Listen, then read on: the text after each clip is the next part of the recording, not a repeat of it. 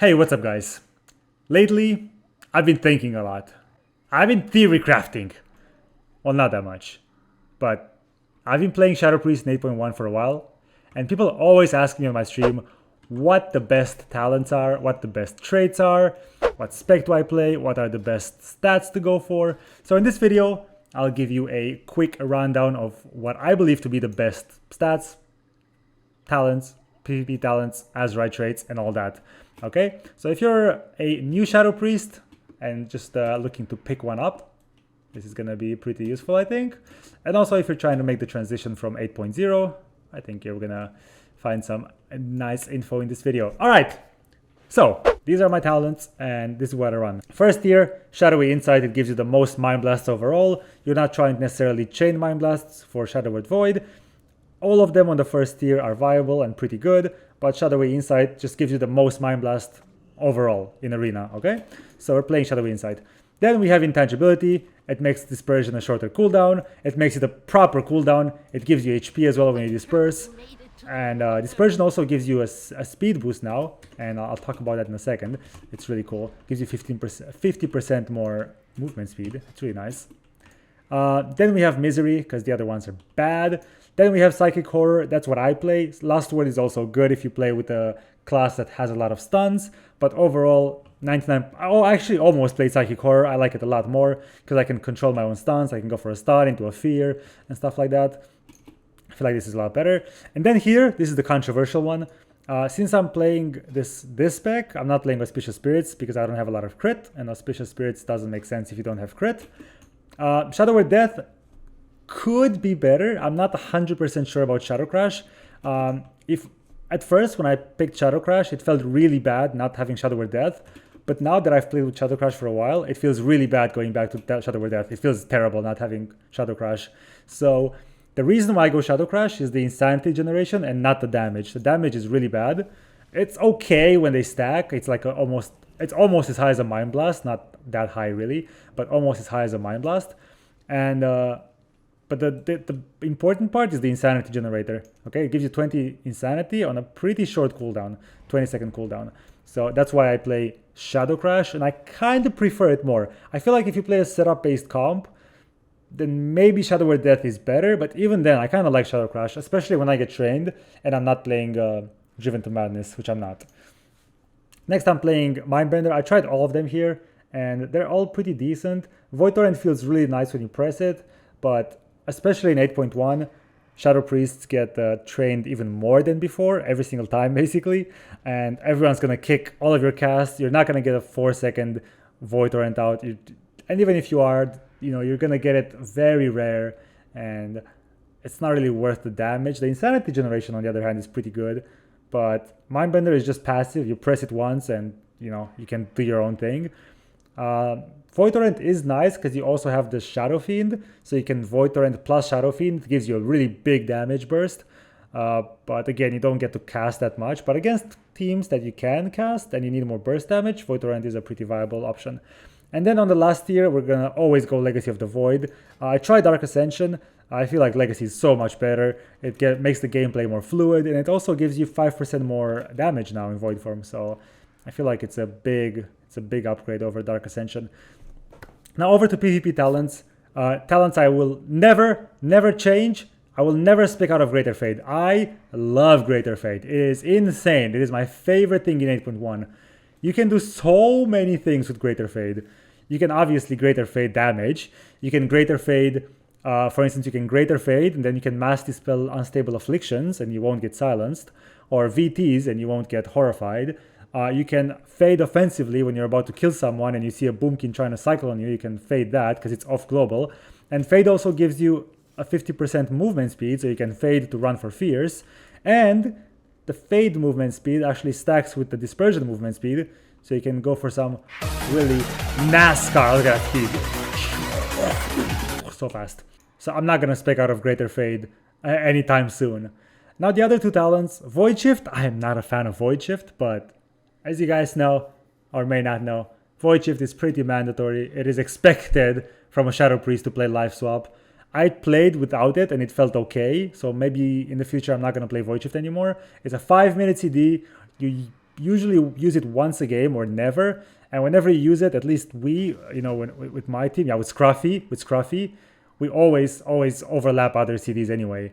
So I don't know. But again, when I don't have it, it's bad sometimes. But I'm going to play Void Shift for now.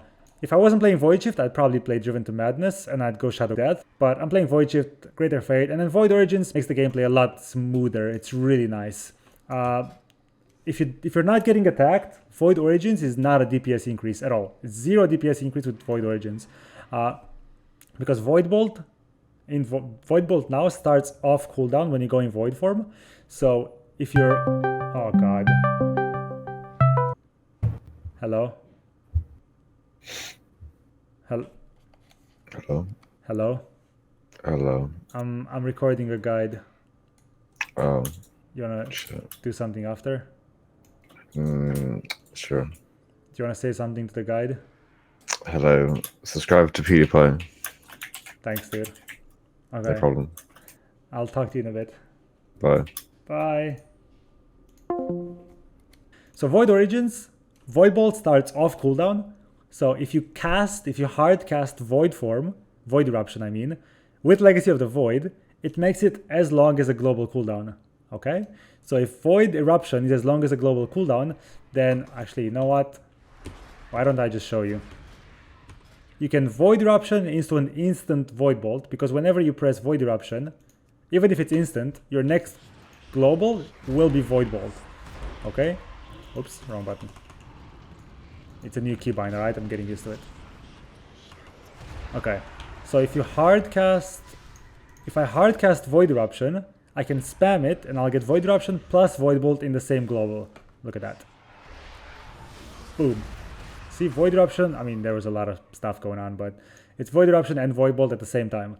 Whereas if it's instant, you do the exact same damage in the exact same amount of time. The only difference is you can cast it while moving. That's it. You know, that's it. Like, it's the same amount of damage and the same amount of time. It's nothing's really changed. So I can do the same, except I can move and I can do Void Bolt. It's the same, because the time it takes you to do the global cooldown of the Void Bolt, of the Void Eruption, is the same as you could cast it. Does that make sense? Anyway, I play Void Origins because I always get attacked. Alright? But if you know you're not going to get trained at all, ever, then it's fine to play without Void Origins. It's not a DPS increase. Alright. That's the spec. Now on to azerite traits. This is what I get asked the most. And stats. Let me talk about stats real quick. Stats for this spec are intellect first. Now I know there's a lot of people out there who say that, you know, there's scaling and intellect doesn't matter and it's always only secondary stats.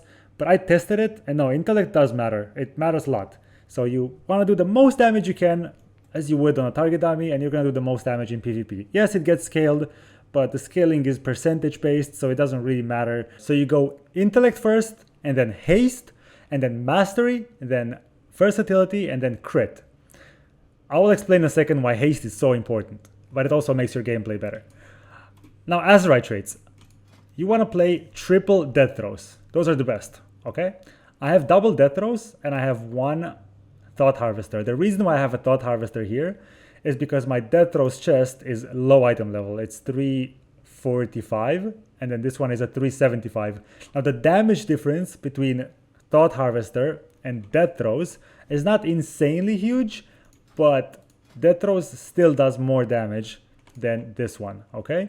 The reason why I picked this one is because, again, it's a higher item level. The damage is kind of similar. And also you have the Mindseer proc. The Mindseer proc is not the biggest thing in the world. It's not really that huge. But if people stack, then it does do a lot of damage AoE. If people don't stack, you can use it single target. It does pretty decent damage. But, you know, it's fine if you just don't press it. It's not game breaking. But it does nice damage. I actually like having it, you know, every once in a while. I don't rely on it at all. I don't get super excited when I see it, but whenever I see it, especially if people stack, yeah, I'll get a big Mindseer in there. Especially, yeah, with Void form, it's a pretty decent Mindseer. So, again, if I had 3 death throws that are high item level, I would go for that.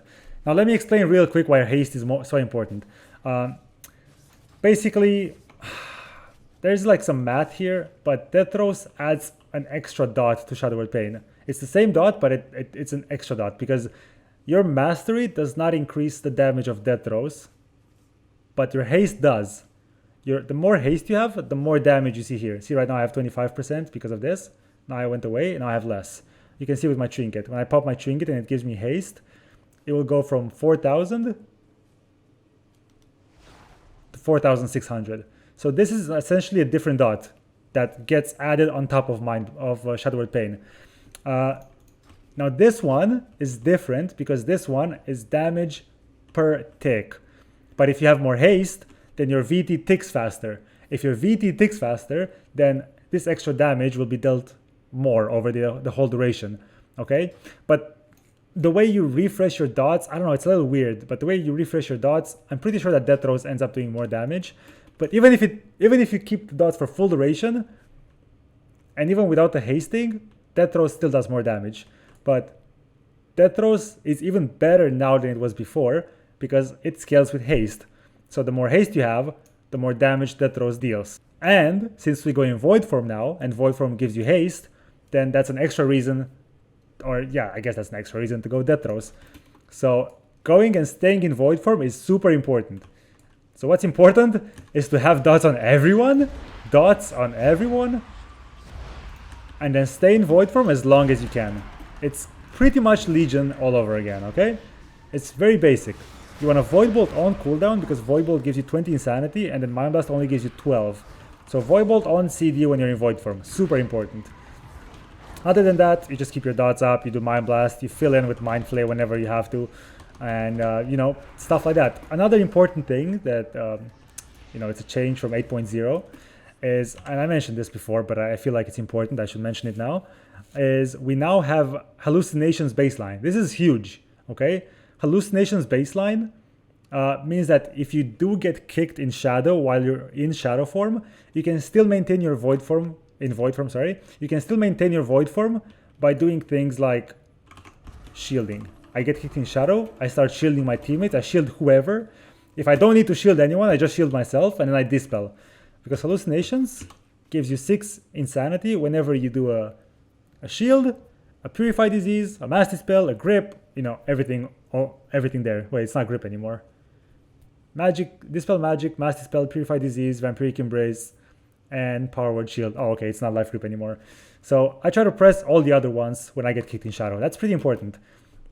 Also, a random tip, whenever the gates open, to get to Void Form as fast as I can, I press Shadow Crash, then I shield myself, and I also shield my teammates, and that gives me a big chunk of insanity, and I can almost go in Void Form when the fight actually begins. It's like a random tip. Now, there are other ways you can play Shadow Priest right now. You can play with Crit and Haste if you play with the Boomkin and go for the Auspicious Spirit spec, but what I've given you here is the baseline for most specs. It does really good damage, it's really good, it's very versatile. You can play it fine with the Boomkin or any sort of rot spec, rot composition. It works fine, it's good for burst, although Shadow Priests don't have a lot of burst. But this is, I believe, to be the best one. Again, there are multiple ways of doing damage. You can play with Chorus of Insanity, but that's a topic for a different video. I hope this video helped, and I'll catch you guys in the next video. Dude, I love this mount. This is the best mount ever!